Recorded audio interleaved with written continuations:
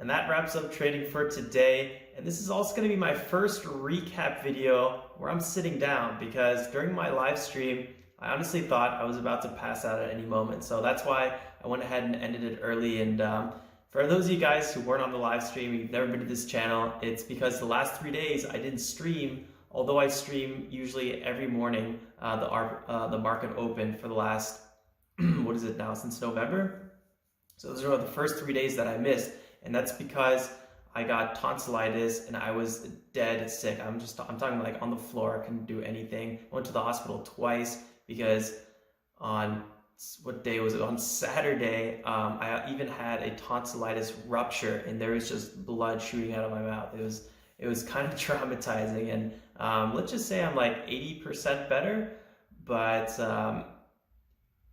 I didn't want to overdo it because I could easily get sick again. I'm like loaded up on antibiotics, and yeah, let's just keep things a little bit calm. So this recap should be fairly quickly. I got 2 trades on the live stream and 1 more trade, so a total of 3 trades right after the live stream. So I'm going to walk through all those trades with you guys. They were all on NBY, our lead gapper.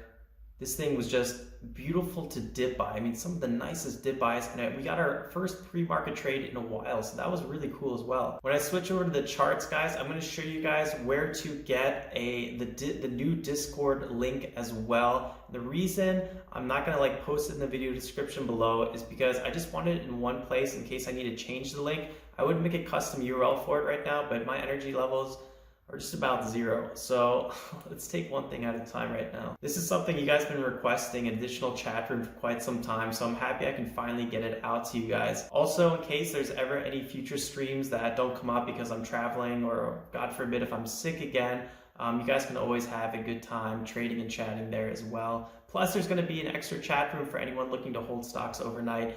I typically don't do it in my strategy, but I know a lot of you guys do it, so I added an extra room in there. And one more thing, don't forget to go to Heiko's page at South Florida Fishing Channel. It's his birthday today, 4/20, so go over to one of his videos and wish him a happy birthday. Well, I know I probably don't sound like it, but I'm super happy to be back streaming and trading again today. It was really, really good fun, although on the live stream, I was probably just like, hey guys, not trying to talk too much, but I do love streaming, and I love trading, and the community is just super, super fun always to see what you guys are up to, and so much to learn from. So it really truly was awesome to see everyone again. All right, let's switch over to the charts, get into the recap now. Remember to hit that like button, guys, if you enjoy this content, and don't forget to subscribe if you're new. I would love to see you again in an upcoming stream, especially in the chat room.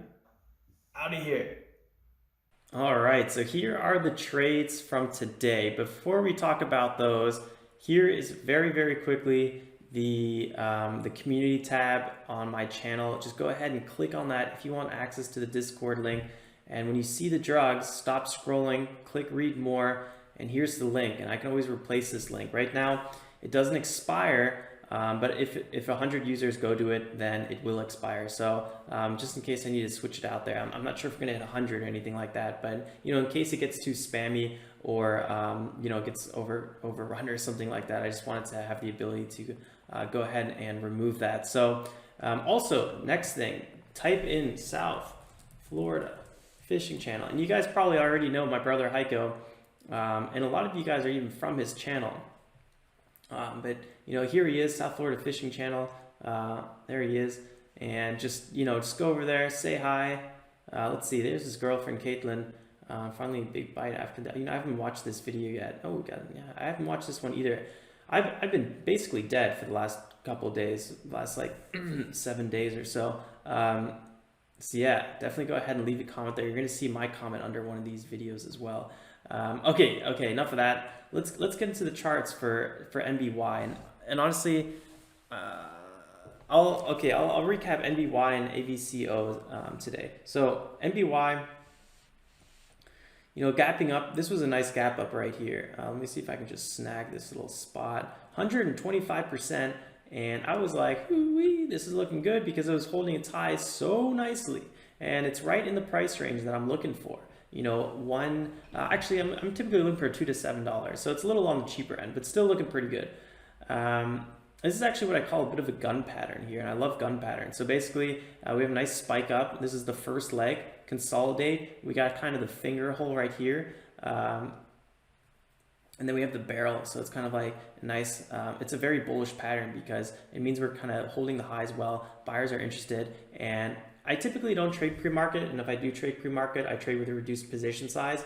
This time I traded with extra reduced position size because I was like, am I really trading pre-market? I was almost not going to trade today. That was kind of like my attitude. But then I saw this setup and I was like, you know what? I love this setup. I'm going to go long. And that's kind of what happened here. And this was a really nice way to start the day on this 11% trade. Let's talk about the catalyst for a second. These guys came out with some news in the morning. Really nice time as well. Not too late in the day, although they came out with a lot of other news. Hold on, let's see here. This is the one I was talking about actually. Agreement distribute signs agreement to distribute coronavirus antibody rapid point of care test to U.S. healthcare professionals. So good. Anytime there's coronavirus news, especially with some sort of FDA approval agreement or something like that, it's usually pretty sound. So I was fairly bullish with this one. Not to mention we've had in the past a lot of these nice other gap up areas that kind of did well. Look at this day. This even had 2 green days. This one was pretty nice, held its highs pretty well. I like this. Not to mention 1.5 is major support, multi-month support and resistance. So if we go here, what are we at? I mean, check pre-market. We're at this 1.5 area and we're kind of breaking back above it. So I'm like, hooty hoo, let's do this. Entered that trade, took my profits pretty quickly. I didn't want to gamble too much. I thought we might break higher, but I was like, let me take my profits because this trade to me felt pretty predictable, and I was pretty happy with this one. So I just kind of wanted to take profits when I had. And again, this was like 11% trade. It was only like $90 because I was using a tiny position size, but that's not really the important part. Let's kind of fast forward here, and we had a big pullback actually. First minute, second minute, third minute, and third minute when we broke this 1.5 area and we're approaching this support of 1.5 again, 5.2. I won long actually at 1.53. I got executed at a better price, and then instantly the price bounced back up. I should have went ahead and took my profits here on this bounce at like 8%, but honestly I was looking for a bit more of a reversal and maybe a continuation. I was really expecting more out of NBY, so I held this a bit longer, and I ended up actually getting out about 1.6. So not like the best exit, but at the same time, I was still pretty happy with this trade because, my prediction was wrong in terms of my ideal exit, but I had a really good entry and I was still able to walk away with decent profit. None of these pullbacks the rest of the day were as strong as I was hoping for a big dip buy, even though this bounce was about 9%. So I missed a lot of these. It wasn't until we went above the 15-minute EMA, because you can see we've been stuck below the 15-minute EMA. And here we had a nice little 9% rally. And I was like, I was thinking about maybe getting long here, but I was like, most of the time there's usually a bit of a retest of the lows. And I was thinking, if we start having a trend reversal, maybe we're going to put in a higher low. So I want to get in on that higher low. And that's when I got a nice little entry here from my last trade at 128. And then I basically just sold as we were approaching this shoulder here at 1.4. And you can see we hit 1.4 several times and got rejected again. So I just wanted to take some profits before that 1.4 area. Kind of a simple trading day, but somehow it ended pretty well profit-wise. Small positions, but just kind of took it calm and easy. Focused on my breathing and not passing out. And that's pretty much the gist of today. We had one more move, AVCO, and I gotta say AVCO kind of let me down a little bit. 25 million market cap, and I ran the scanners at 835, right? So I was looking at this one in this area, and I was like, all right, this thing interesting. Had a nice little pop up here. Maybe we're gonna have a little flag pattern, consolidate, and break out again.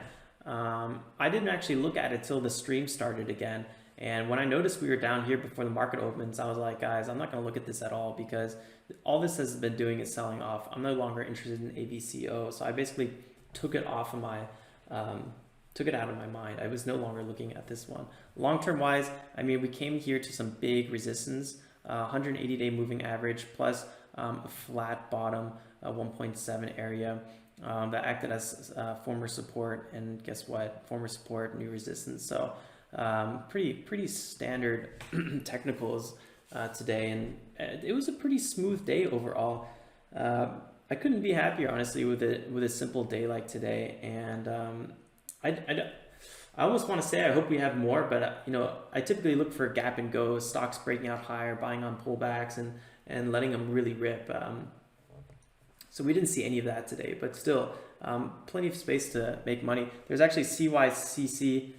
I know a lot of you guys were looking at this one today, and this was actually something I overlooked a little bit. This thing ran 130%, so kudos to anyone that you know, slayed this one. This was really, really cool. I'm not even sure what the catalyst was, but these guys got halted so many times here. Let's quickly check out if we can find a catalyst.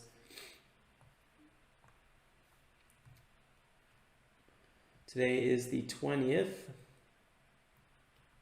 Announces collaboration, university, coronavirus. Collaborations, university, coronavirus. Guys, those are the catalysts that we want to look for. I mean, those are partnerships and stuff are always beautiful catalysts. So yeah, very cool. What was the float on this one?